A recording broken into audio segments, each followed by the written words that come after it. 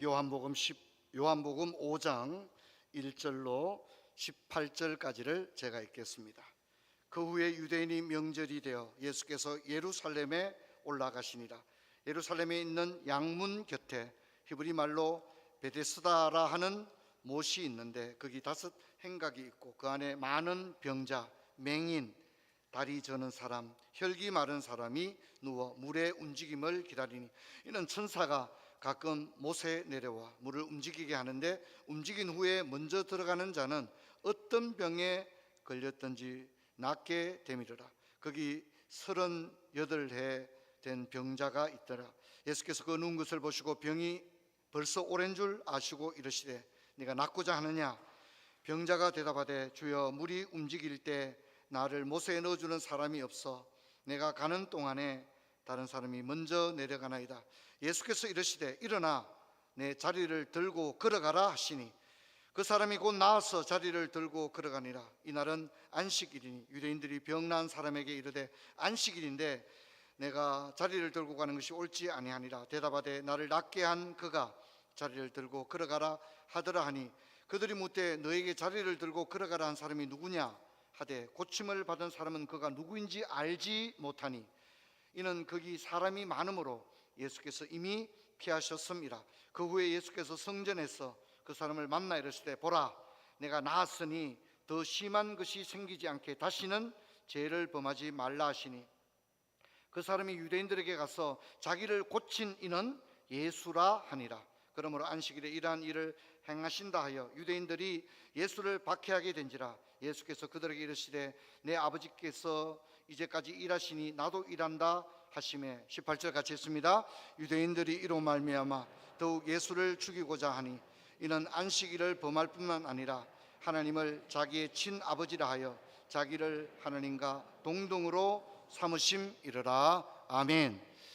성도 여러분, 우리가 올 한 해는 복음을 전하기 위해서 애를 쓰고 그동안에 복음 행동을 해왔고 5월 한 달은 또 많은 강사, 목사님, 장로님 통해서 은혜의 간증도 듣고 그렇게 했습니다. 제가 여러분에게 올 한 해는 제가 복음과 교회에 대해서 말씀을 전할 계획을 가지고 있고 특별히 올 하반기 9월부터 12월까지는 예수를 처음 믿은 사람이 가장 쉬운 언어로 그리고 또 반드시 알아야만 할 그런 내용들을 가지고 9월부터 12월까지 설교를 하게 될 것입니다. 그래서 여러분, 이제 우리가 새생명 축제를 5월달 하고 끝났다 이렇게 생각하지 마시고 이제 여러분 이제 6월부터 올 하반기까지 여러분 믿지 않는 부모, 형제들, 가족들 초청해 오셔서 우리가 기독교 복음과 또 신앙인으로 꼭 알아야 할 가장 기초적인 하나님의 말씀을 풀어서 쉽고 재미있게 여러분과 말씀을 나누는 그런 계기로 삼으려고 합니다. 그래서 여러분들께서 전도하는 일에 힘써 주시고 또 어렵게 발걸음을 한 새가족들도 올 한 해 쭉 올라와서 말씀을 듣는 가운데 믿음이 잘 자라나는 복된 역사가 있기를 주의 이름으로 축원합니다. 오늘 본문을 보면 절망의 인생도 예수를 만나기만 하면 그 복음으로 말미암아 인생이 완전히 바뀌게 된다는 그런 내용이 오늘 나와 있습니다. 유대인의 명절에 예수님께서 예루살렘에 올라가셨는데 이 예루살렘은 성벽으로 그래서 예루살렘을 예루살렘 성이다 그렇게 얘기합니다. 여러분, 대구도 대구성이 있었습니다. 대구성이 있었는데 일제강점기에 대구성을 완전히 다 무너뜨렸습니다. 그래서 대구성을 쌓았던 그 돌들이, 성벽돌이 굉장히 아주 돌로 본다면 아주 멋진 돌들이라고 그래요. 그런데 이 돌들이 너무 좋으니까 대구성이 다 무너지고 난 다음에 일제강점기에 대구성의 성벽돌을 돈 주고 일제가 팔게 됩니다. 그래서 돌을 뭐 잘생긴 돌은 좀 더 비싸게 받고 그렇게 해서 이 돌들이 대구 전역으로 다 흩어지게 되는데 대구의 어떤 그 역사학자가 대구 성곽의 돌만 연구한 분이 계세요. 그래서 그때 그 돌이 지금 어느 식당에 어느 식당 들어가는 입구에 그 성의 돌이 있다, 이런 식으로 해서 그 돌만 추적해서 그렇게 한 걸 봤습니다. 여러분, 예루살렘도 성입니다. 성이 있으니까 뭐가 있죠? 성문이 있는 겁니다. 게이트가 있는 겁니다. 우리 대구도 이렇게 게이트가 있지 않습니까? 들어올 때 동대구, 이렇게 서대구, 이렇게 남대구 이렇게 있지 않습니까? 그런 것처럼 모든 성에는 성문이 있는 겁니다. 성문이 아주 많습니다. 우리가 느헤미야를 읽어보면 예루살렘 성을 재건할 때 성문이 굉장히 많다는 것을 우리가 알 수 있습니다. 근데 그 중에 오늘 본문에 보면 양문이 있습니다. 양문. 이 양문이라는 문은 양들이 출입하는 문이었습니다. 여러분, 예루살렘 성에 왜 양들이 출입하는 문이 있었을까요? 아침 일찍 교회 왔는데 상상도 못한 질문을 던졌습니다. 그렇죠? 예루살렘에는 양문이 있었습니다. 양들이 출입하는 문이 있었어요. 왜 양문이 있었을까요? 그 양문은 성전에 제물로 바치는 양들이 들어가는 문이었던 거예요. 그래서 이제 이 양들은 사실상 뭐하러 들어가는 거죠? 죽으러 들어가는 거예요. 양들을 바치는 거죠. 그래서 양들이 그 성문으로 들어갈 때 거기에 베데스다라는 연못이 있었어요. 그러면 이렇게 예루살렘 성으로 올라올 때 양들이 힘들었으니까 양문을 통과한 다음에 베데스다 연못에서 뭘 했겠어요? 목도 축이고 그랬던 모습을 여러분이 생각을 하면 되겠습니다. 그래서 베데스다라는 이 이름도 자비, 긍휼 이런 뜻을 가지고 있습니다. 자, 그러니까 뭐죠? 이제 곧 죽게 될 주인의 죄를 대신하기 위해서 제물로 바쳐지게 될 양이 이제 곧 성전에 바쳐지게 될 텐데, 그 전에 뭡니까? 베데스다에서 물을 죽이게 했던 그런 모습을 우리는 생각하게 되어집니다. 근데 문제는 이 베데스다 연못에 많은 사람이 거기 있었다는 거예요. 오늘 성경에 보면 어떤 사람들이 있었습니까? 많은 병자들, 맹인들, 다리 저는 사람들, 혈기 마른 사람들이 거기 있었습니다. 아픈 사람들이 마치 병원의 응급실, 대기실처럼 많은 아픈 사람들이 거기에 있었다는 겁니다. 왜 그랬을까요? 거기에는 어떤 전해져 내려오는 어떤 이야기가 있었기 때문이었습니다. 거기에는 천사가 한 번씩 이 베데스다 연못에 내려오는데, 천사가 내려왔다가 이렇게 물을 한번 움직입니다. 그러면 이제 물이 움직이겠죠, 그죠? 그럴 때 천사가 내려온 다음에 가장 먼저 연못에 들어가는 사람은 어떤 병에 걸렸든지 어떻게 된다고요? 병이 낫는다, 그런 이야기가 있었던 것 같아요. 그러니까 사람들이 거기에 목을 매는 거예요. 야, 내 희망은 이거밖에 없다. 내가 여기 있다가 천사가 내려올 때 내가 잠 안 자고 잘 깨어 있다가 천사가 내려오면 가장 먼저 내가 어떻게 하든지 연못에 들어가서 내 병이 나아야 되겠다, 그렇게 사람들이 생각하고 그게 모여 있었습니다. 막연한 소망이었습니다. 지푸라기도 잡고 싶은 사람들에게 베데스다는 강력한 복음이요 진리 그 자체였습니다. 그들은 그것이 검증되지도 않았지만 믿었습니다. 왜 믿었을까요? 다른 희망이 없으니까, 다른 소망이 없으니까, 병이 나을 방법이 없으니까. 베데스다에 천사가 내려왔다는 걸 본 사람도 없고 병이 나은 사람도 없지만, 얼마나 힘들고 어려웠으면, 얼마나 절망이 깊었으면 어떻게 하는 거죠? 지푸라기라도 찾고 싶고, 베데스다에 천사가 내려와서 먼저 들어가면 병이 낫는다, 이 얘기를 듣는 순간 뭡니까? 전적으로 믿는 겁니다. 여러분, 오늘을 살아가는 우리들에게도 베데스다는 얼마든지 있습니다. 여러분, 가령 팔공산의 갓바위 부처는 평생에 한 가지 소원은 들어준다 하더라, 이런 얘기가 있는 겁니다. 전해져 오는 이야기입니다. 이 해발 860m에 있는 이 갓바위가 오늘 지금도 많은 사람들에게 뭐가 되죠? 베데스다가 되는 겁니다. 야, 한 번 소원은 들어준단다. 거기에 뭐 검증이나 증명은 필요 없습니다. 절박한 사람에게는 야, 갓바위 부처는 소원 한 가지는 들어준단다, 그러면 그냥 끝입니다. 그 자체가 절망에 있는 사람들에게는 뭐가 되는 거죠? 희망이 되는 겁니다. 그거라도 어떻게 하고 싶은 거죠? 붙들고 싶은 것입니다. 그거라도 붙들고 싶은 그런 마음이 있는 겁니다. 제가 이제 논산훈련소에서 훈련을 받고 자대 배치를 받는데 논산역에 병영 열차가 밤에 정오에 밤에 들어옵니다. 민간인들이 움직이지 않을 때. 그러면 훈련생들이 논산훈련소에 훈련생들이 일제히 그 병영 기차를 탑니다. 그리고 자대 배치를 향해서 가게 되는데 제 옆에 같이 훈련 받았던 동기생이 딱 앉아 있는데 헌병들이 눈 돌리지 마 이렇게 하기 때문에 앞만 보고 있어야 됩니다. 그런데 내가 지금 그때는 자기가 어느 부대로 배치되는 걸 몰랐습니다. 전혀 알 수 없거든요. 그랬으니까 얼마나 두렵습니까? 근데 제 옆에 있던 그 동기 훈련생이 시계를 딱 보고 웃으면서 툭툭 치면서 그래요. 종구야, 기차는 남을 향하고 있다. 나한테 그러는 거예요. 뭐 커튼을 다 쳐놨기 때문에 밤중에 기차가 어디로 가는지 모르는데 내보고 하는 소리가 종구야, 기차는 남쪽을 향하고 있다. 그러는 거예요. 그러니까 이제 시계에 이게 뭐 있겠죠, 그죠? 시계에 뭐 나침반이 있는 것 같아요. 남쪽을 향하고 있다. 그러는 거예요. 근데 훈련소에서 들은 얘기는 기차가 남쪽으로 가면 좋은 겁니까? 나쁜 겁니까? 좋은 거죠. 이제 좋은 겁니다. 후반기 교육을 받고 이제 전방에 배치 안 되는 거거든. 기차가 북쪽을 향하면 무조건 최전방으로 가는 거니까 기차가 남쪽을 향하고 있다. 진짜 얼마나 좋은지 몰라요. 그런데 이제 새벽에 4시 반, 5시쯤 돼서 여명이 다 밝아오는데 기차가 용산역 앞에 섰습니다. 용산역.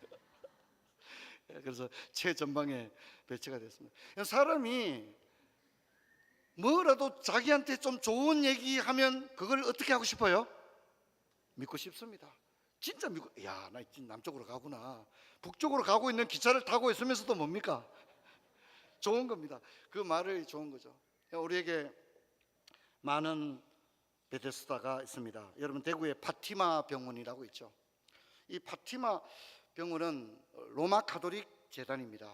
전 세계 가톨릭 이 파티마 병원이 한두 개가 아닙니다. 전 세계 웬만한 도시에 파티마 병원이 다 있습니다. 여러분 이제 가보시면 알겠지만 다 파티마 병원. 이 파티마 병원이 왜 대구에 파티마가 없는데 왜 파티마? 파티마는 포르투갈의 도시 이름입니다.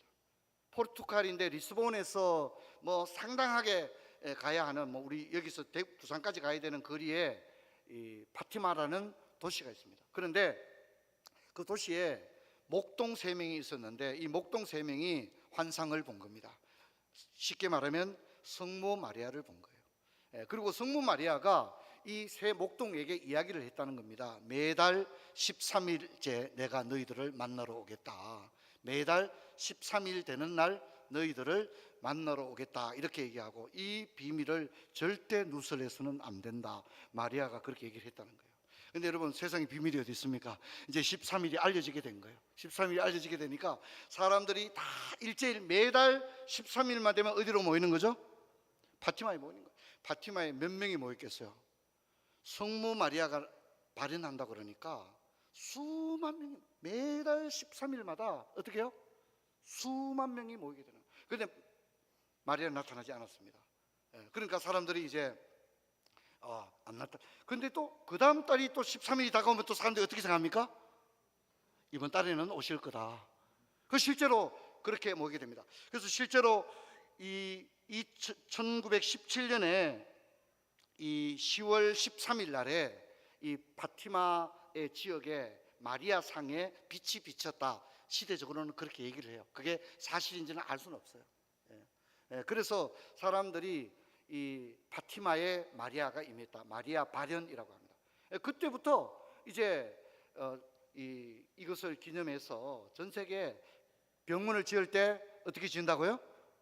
파티마 병원, 파티마 병원. 마리아여 우리를 도우소서 파티마 병원 이름을 그렇게 해서 짓게 되었다고 합니다. 여러분, 오늘 우리 인생에는 증명되지 않았지만 절박한 사람들을 노리는 게 많죠. 그게 뭡니까? 온갖 것들이 많죠. 세상에 절박한 사람들을 타깃으로 하는 게 너무너무 많습니다. 그렇죠? 일확천금을 노리는 사람, 병이 낫고자 하는 사람, 뭐 어떤 거, 심지어 이제 머리가 나기를 원하는 사람들도 있거든요. 그런 사람들에게도 뭐 어떤 이야기가 가면 정신을 못 차립니다. 뭐 빨간색 콩이 좋대더라 뭐 이렇게 되면 정신을 못 차리는. 사람들이 힘들고 어려울 때 뭔가를 붙들고 갑니다. 그러므로 이 베데스다는 예루살렘에 있었지만, 미문 곁에 있었지만 실상은 하나님과 상관없는 절박한 사람들에게는 어떤 의미에서는 무책임한 장소였습니다. 베데스다는 결코 복음이 아니었습니다. 그런데 여러분, 이 연못에 누가 오셨다는 거죠? 예수님이 오셨다는 겁니다. 세상에 진정한 소망이 아닌 곳에 모여서 소망을 바라보고 있는, 헛된 꿈과 여행을 바라보고 있는 그 현장에 참 소망이 되시고 참 희망이 되시고 모든 문제의 해결자가 되신 예수님이 그곳에 오신 것입니다. 여러분, 너무나도 놀라운 일입니다. 그리고 그 많은 병자들을 다 고쳐준 게 아니라 한 사람, 38년 동안 병을 앓았던 사람. 여러분 어떻습니까? 사실 아픈 거는요 3시간만 아파도 힘듭니다. 3일을 아파도 어떻게 해요? 혼줄이 다 나갑니다. 여러분, 병원에 입원해가지고 내가 입던 옷 다 이제 벗고 병원복 딱 입고 뭐 병원에서 하라는 대로 뭐 이렇게 링겔도 맞고 이렇게 있으면요, 3일만 딱 있으면요, 여러분 아무도 장담할 수 있는 사람이 없어집니다. 의사 선생님 하라는 대로 하는 수밖에 없죠. 의사 선생님 말만 듣는 겁니다. 혜진 와서 뭐라고 얘기하는지, 저 퇴원해도 돼요? 검사 일기가 나왔나요? 저 앞으로 어떻게 되나요? 여러분, 그게 모두가 우리 모습입니다. 3년 3일을 아파도 절망인데, 오늘 본문의 사람은 몇 년 동안 앓았다고요? 38년을 앓았다. 도무지 우리는 상상할 수 없는 일입니다. 성경에 아팠던 사람들이 몇 년 동안 투병생활을 했다는 게 나오는 게 있잖아요. 가령 누가 했죠? 혈류증 앓는 여인은 몇 년 동안 앓았죠? 남의 일이니까 이렇게 관심이 없습니다. 혈류증 앓는 여인은 12년 동안 혈류증을 앓았다고 성경에 나오죠. 12년도 힘들죠. 그런데 여러분, 오늘 본문에 38년 동안 병을 앓았던 사람이 있습니다. 자, 그런데 여러분, 이 사람이 이름이 성경에 나와야 안 나와요? 이 사람에게는 이름이 필요가 없죠. 38년 동안 아팠다고 하는 이 사람의 실존, 이 사람의 실존 앞에 그가 뭐 암동 출신이고 어느 학교를 나왔고 이름이 석자가 뭐고, 사실 그게 그 사람을 설명할 수 있는 말이 안 되잖아요. 38년 동안 절망 가운데 살았다고 하는 것 자체가 더 이상 그 사람을 더 잘 설명해 줄 수 있는 수식이 없는 거거든요. 바로 그 사람에게 주님이 오셨습니다. 병색이 완연했다고 했습니다. 이 사람에게 주님이 말합니다. 우리 한번 따라하십시다. 네가 낫고자 하느냐? 우리 한번 따라합시다. 네가 낫고자 하느냐? 저는 성경을 읽다가 사실 이보다 더 엉뚱한 말은 좀 없다고 생각해요. 38년 아프고 있는 아픈 사람에게 네가 뭐 하자고 한다고요? 당연하죠. 당연히 낫고자 하죠. 이 사람은 38년 동안 절망에 있었지만 절망에 의해서 삼킨 바 되지 아니하고, 그래도 나을 수만 있다면, 병이 나을 수만 있다면 새로운 인생을 향한 소망을 붙들고, 그 소망도 사실은 어떤 확실한 소망이 아니고, 그렇죠, 그죠? 베데스다라고 하는 그런 어쩌면 검증되지 않은 소망이지만 그것이라도 나는 붙들고 내 한번 살아봐야 되겠다, 그렇게 하는 사람이었던 겁니다. 그 사람에게 주님이 네가 낫고자 하느냐? 어쩌면 이 말은 너무 당연한 얘기죠. 지금 38년 동안 낫고자 했던 사람에게 네가 낫고자 하느냐 물으면 당연히 내가 낫고자 합니다 라고 말하지 않겠습니까? 하지만 여러분, 저는 이 말은 곧 씹어보면 이 말보다 은혜로운 말이 없다고 생각합니다. 38년 동안 그에게 다가와서 많은 사람이 이야기해 주게 했겠죠. 야, 너 베데스다 잊지 말고 어느 병원에 한번 가봐라.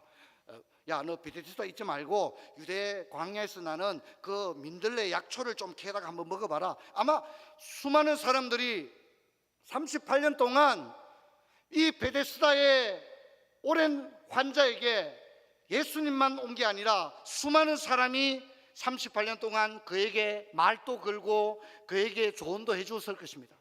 하지만 여러분, 그들이 왔지만 그들은 그 문제의 진정한 해결자는 아니었다는 것입니다.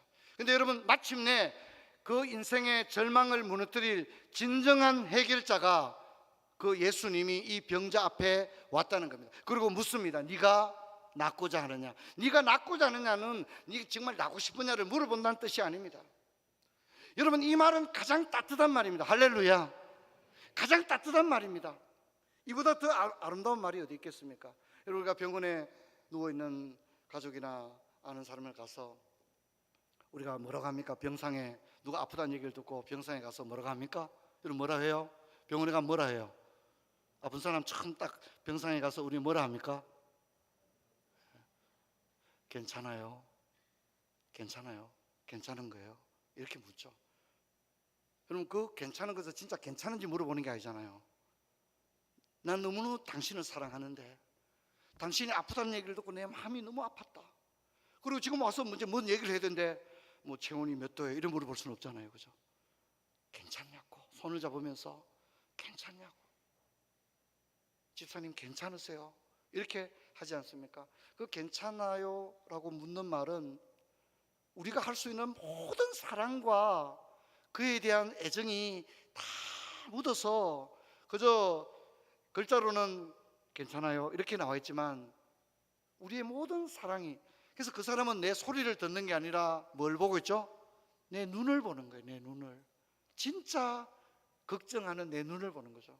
여러분, 예수님께서 이 베데스다 38년 병자에게 와서 물으실 때에 정말 네가 낫고자 하느냐라고 할 때 그 주님의 눈빛은 이 병자를 긍휼히 여기는 주님의 사랑의 얼굴이 배어 있는 줄로 믿습니다.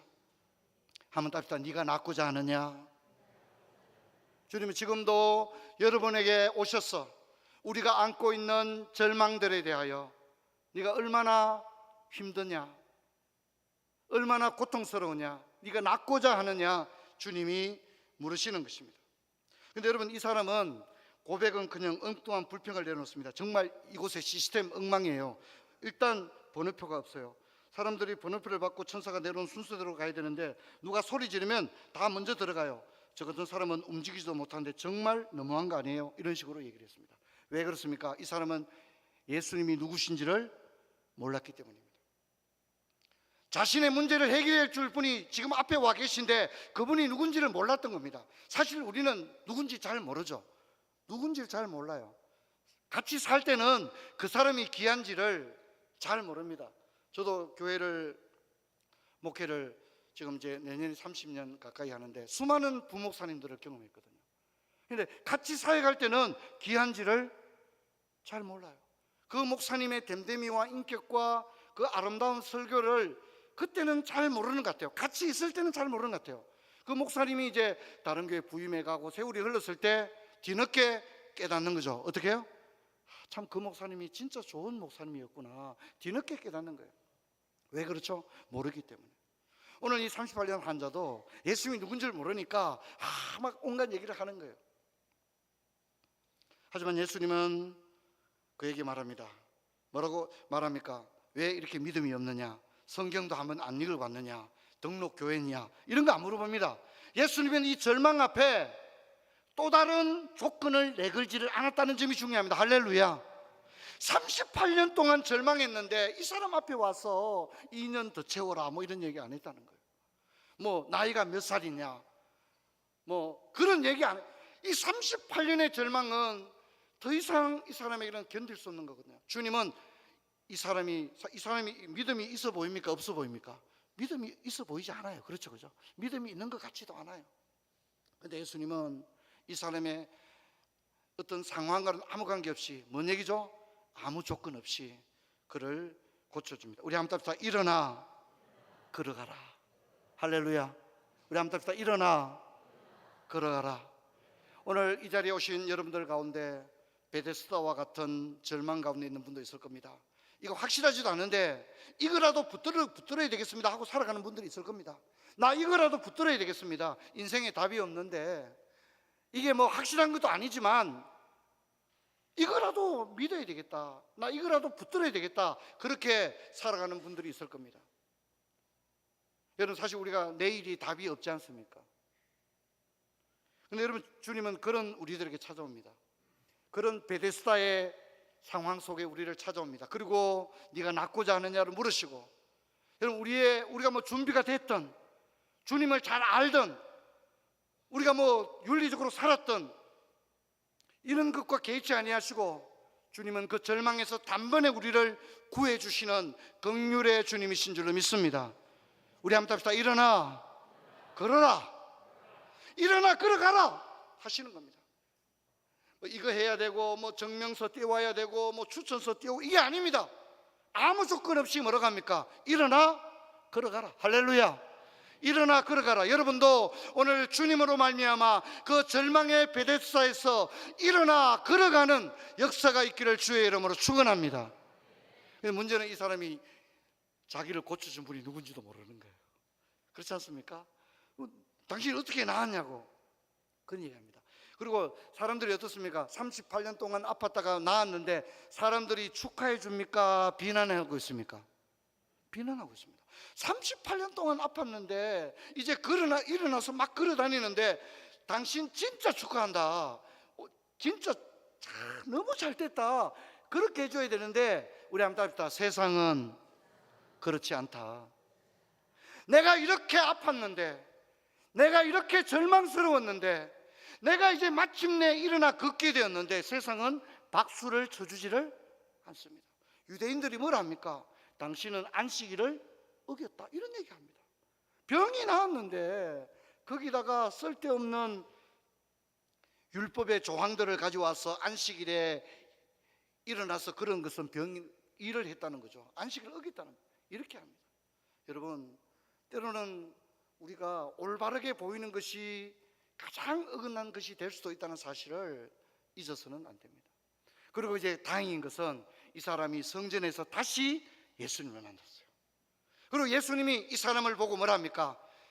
더 심해지지 않도록 다시는 죄를 짓지 마라 이렇게 해요.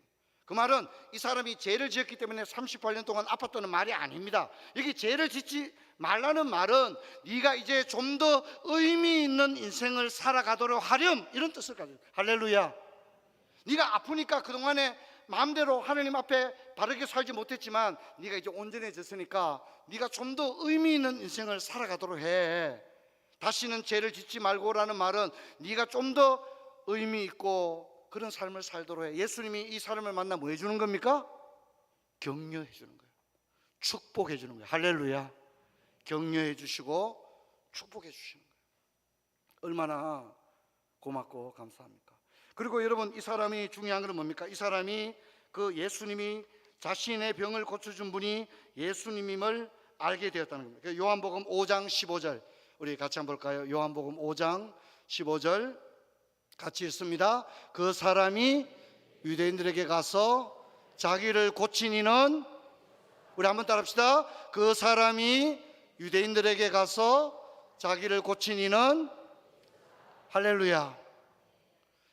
38년의 절망을 희망으로 바꿔준 분은 베데스다도 아니요 천사도 아니었다는 겁니다. 누구였다는 거죠?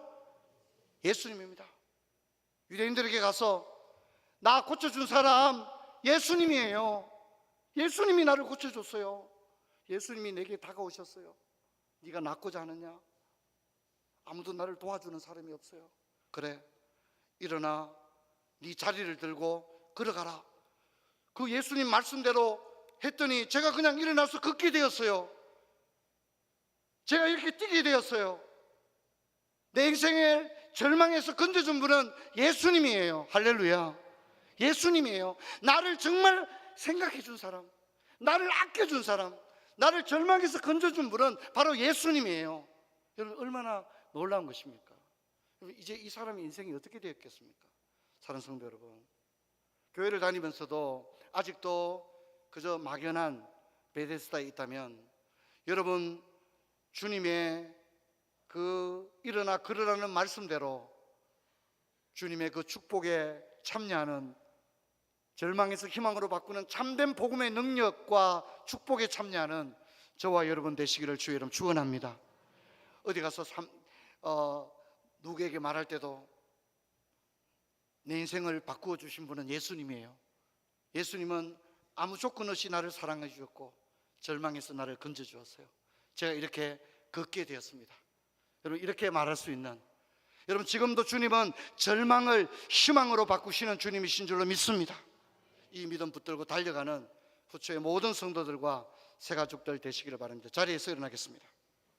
아버지 하나님, 감사합니다. 오늘 베데스다에 38년 된 병자가 있었습니다. 아버지 지푸라기라도 짚고 싶었기에 베데스다에서 막연히 기다렸습니다. 아무도 도와주는 사람도 없었습니다. 하지만 문제의 해결자 대신 예수님이 그를 만났어 네가 낫고자 하느냐 일어나 걸어가라 하셨습니다. 그리고 나를 낫게 하신 분은 바로 예수님입니다. 그렇게 고백했습니다. 오늘 우리 많은 형제 자매들 가운데 남들에게 말하지 못하는 질병과 인생의 문제들, 자식 문제, 경제적인 문제, 해결되지 않는 인간관계 문제들 가지고 있는 분들도 있을 줄 압니다.